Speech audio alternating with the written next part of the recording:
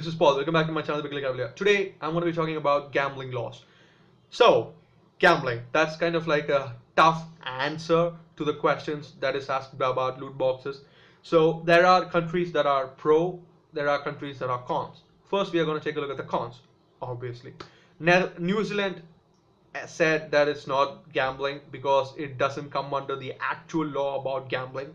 I don't know how that's the case, but they are looking into it because it's an international event, not just for their country. It's a big deal.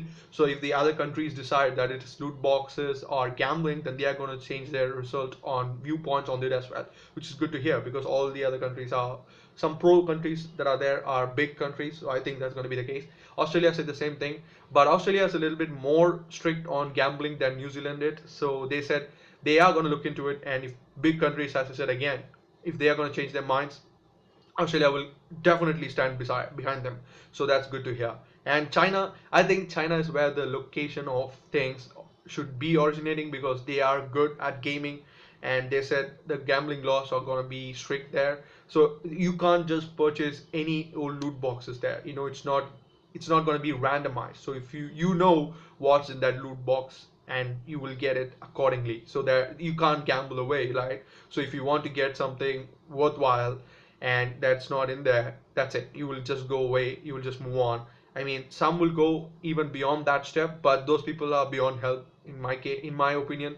So that's not the problem. So China is a little bit strict on that, and Russia, I have no idea because they're not talking about it. India is the same thing.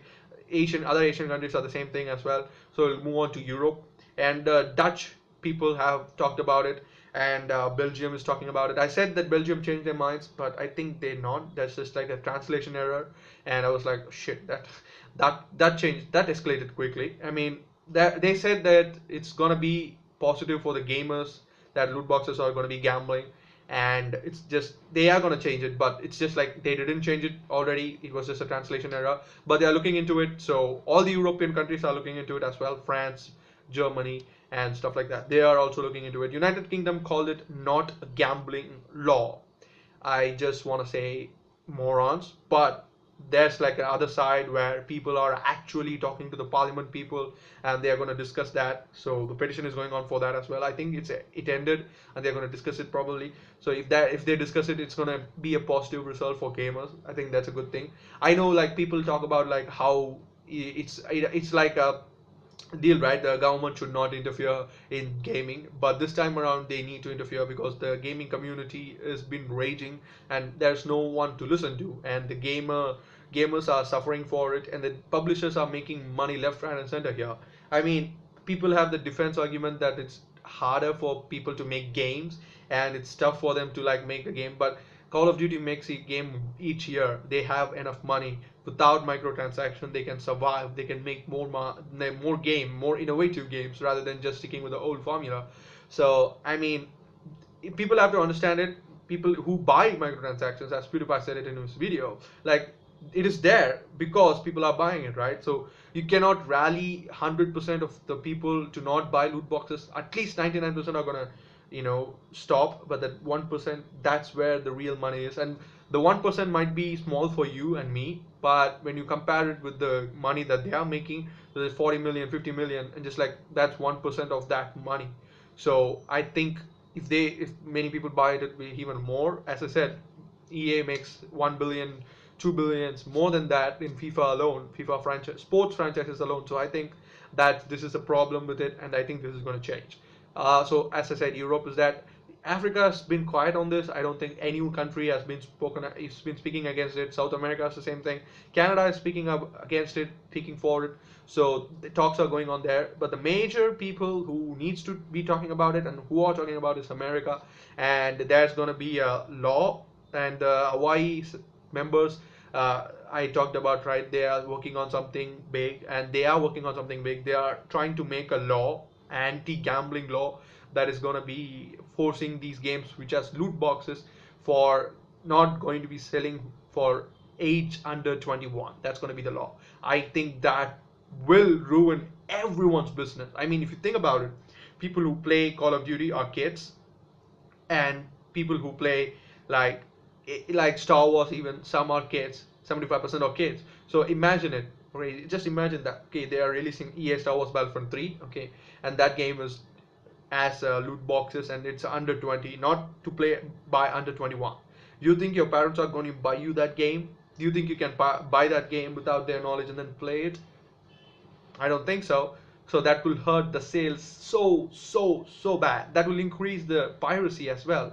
So I would say it's gonna go crazy. I mean, this will automatically change people's mind. Even people support games like Overwatch. I don't. That they started it. It can be like, oh, just cosmetics. No, I want to know what I buy. And that should not be there because $60 game. Why the fuck are you putting it?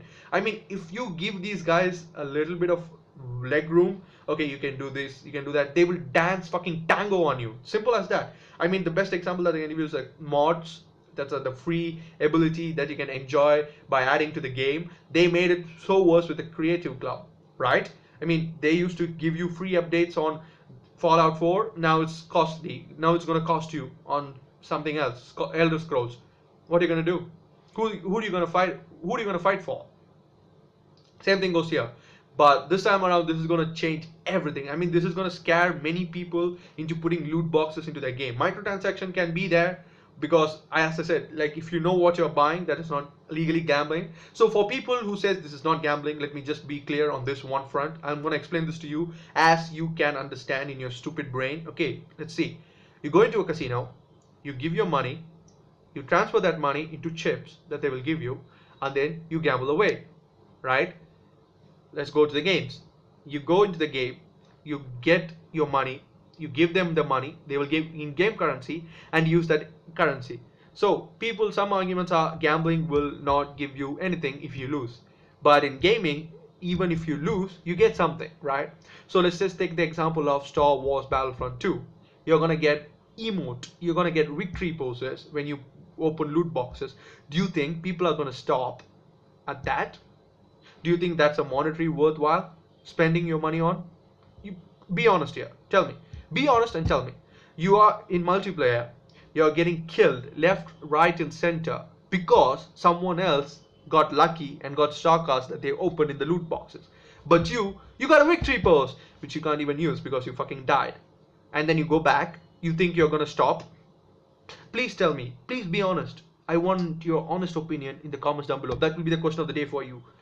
This is gambling, period. No arguments against it. It is gambling. And if this law passes, under the age of 21, can't play these games, Call of Duty will take a huge hit. That's the thing that I want for Activision. Just like that's like a tap on their head saying, fucking idiots, don't do this shit again. Maybe it won't happen, maybe it will, but we gotta look for it. And I'll keep you guys updated on certain things that is happening there. But until next time, guys, hit that like button, share the video with friends and family, subscribe to the channel for There Is Gaming, stop horsing around, and hit that notification icon as well and join the Cavalier collective. Let me know in the comments down below what do you think on the gambling restrictions. How can they implement it in a way that doesn't affect game sales and that doesn't affect the developers, that doesn't affect the people who are buying the game, not the publishers. Publishers are assholes. I believe in that. Developers are good guys, publishers are bad guys. Sometimes. Anyways, I'll see you guys on the next one. Bye. Let it go, make my body go. Make our bodies higher and higher.